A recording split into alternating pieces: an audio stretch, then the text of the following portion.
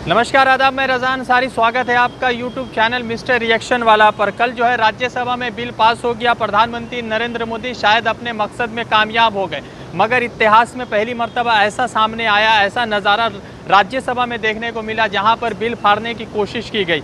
Bill जो है लोकसभा में ऑलरेडी पास हो चुका था। जब कल राज्यसभा में पेश हुआ तो तीनों बिल को पास कर दिया गया, क्योंकि भारतीय जनता पार्टी के पास राज्यसभा में फुल बहुमत थी। जो बिल पास हुआ उसमें कुछ ऐसी घटनाएं राज्यसभा में हुई जो हिंदुस्तान के इतिहास में पहले कभी भी देखने को नहीं मिली थी। आपको बता दें कि जब बिल पर बातचीत चल रही थी राज्यसभा में, उस वक्त टीएमसी के एमपी, जो राज्यसभा के एमपी है, नाम है डेरिक ओब्रियन, वो आते हैं और जो हरिवंश नारायण सिंह जो डेप्यूटी चेयरमैन है राज्यसभा के, उनके सामने बिल फाड़ने की कोशिश करते हैं। उसके बाद नारा लगाने की कोशिश करते हैं। उसके बाद डोला सिंह जो टीएमसी के दूसरे राज्यसभा एमपी है वो भी आते हैं, संजय सिंह आते हैं और दूसरे जो है लगभग 8 एमपीज आते हैं राज्यसभा के, जो बिल फाड़ते। बिल को लेकर पिछले कई हफ्तों से लगातार प्रदर्शन चल रहे हैं। बिल को लेकर किसान जो है हरियाणा में, पंजाब में जो है सड़कों पर हैं। और सबसे ज़रूरी बात यह है कि अकाली दल जो भारतीय जनता पार्टी की सबसे पुरानी सहयोगी पार्टी है और कांग्रेस के बाद सबसे पहली पार्टी है जो मतलब कि आज़ादी के बाद बनाई गई थी, उसकी जो एक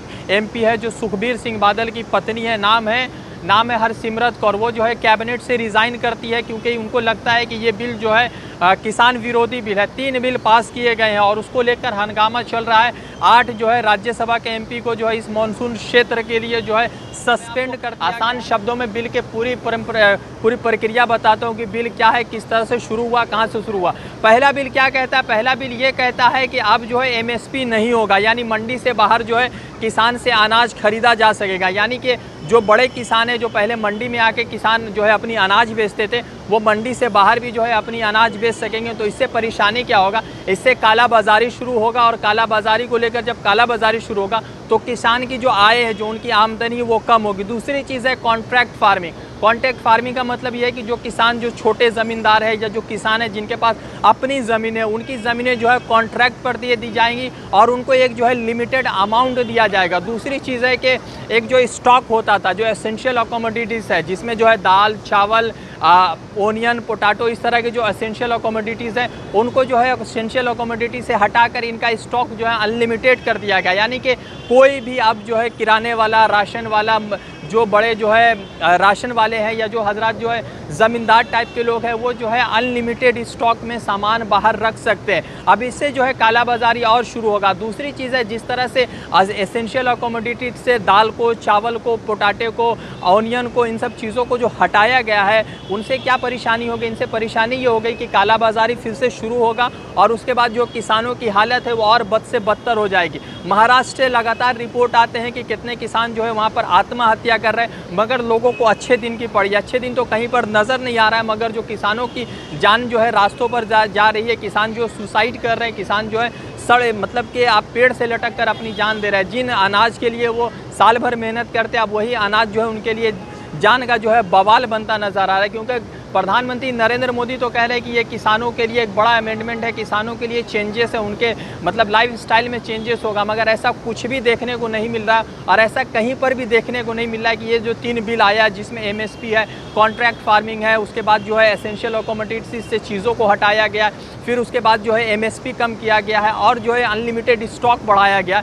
तो इससे जो किसानों की हालत है वो और बद से बदतर होगी। और सबसे ज़रूरी यह है कि जो भारतीय जनता पार्टी के जो सहयोगी पार्टियां है, वो भी भारतीय जनता पार्टी से हाथ हटाकर, हाथ छोड़कर, साथ छोड़कर आगे बढ़ रही है। और दूसरी चीज़ ये है कि किसान जो है इस देश के सबसे बड़े अन्नदाता है, पिलर्स ऑफ दिस कंट्री। अब उनके साथ ही ऐसा हो रहा है कि उनकी ज़मीनें कॉन्ट्रैक्ट पर दे दी जाएगी और उनकी ज़मीन जब कॉन्ट्रैक्ट भी दे दी जाएगी तो उनको अनलिमिटेड अमाउंट, जो पहले शायद वो कमा के लाते थे, वो लिमिटेड एक्सेस हो जाएगा, लिमिटेड अमाउंट मिलेगा। प्रधानमंत्री नरेंद्र मोदी पिछले 6 साल से लगातार ये वादा कर रहे हैं कि उनको अच्छे दिन दिए जाएंगे, 2 करोड़ साल में नौकरी दे दी जाएंगी, रोज़गार दे दिया जाएगा। कहीं पर ये नज़र तो नहीं आ रहा है। मगर जो किसान जो कल तक जो है मंडी में अपनी अनाज बेचते थे, वक्त बेवक्त पर बेचते थे, अब वो मंडी से बाहर जो है बड़े जो लोग हैं, जो बड़े उद्योगपति लोग हैं, वो जो है अनाज खरीद लेंगे। कॉन्ट्रैक्ट फार्मिंग में ऐसा होगा, जो उनके पास छोटी ज़मीनें हैं, वो छोटी चीज़ें जो होती है वो जो है अब किसी उद्योगपति के हाथ में चले जाएगी।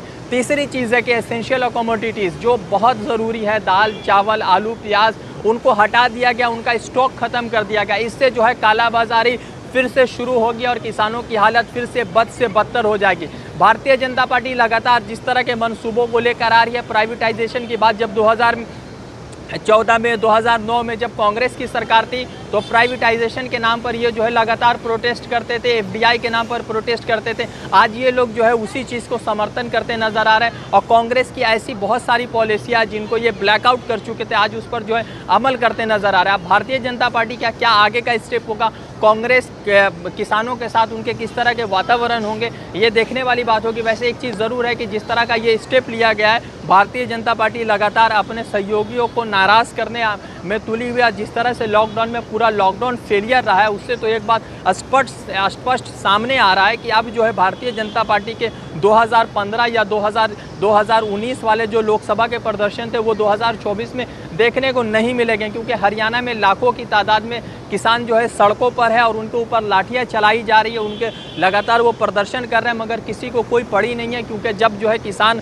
अपने अनाज छोड़ देंगे, अकाल पड़ जाएगा, शायद तब लोग जागेंगे। मैं रज़ा अंसारी आपको अपडेट कर रहा था, फिर जुड़ूंगा किसी नए अपडेट के साथ। शुक्रिया।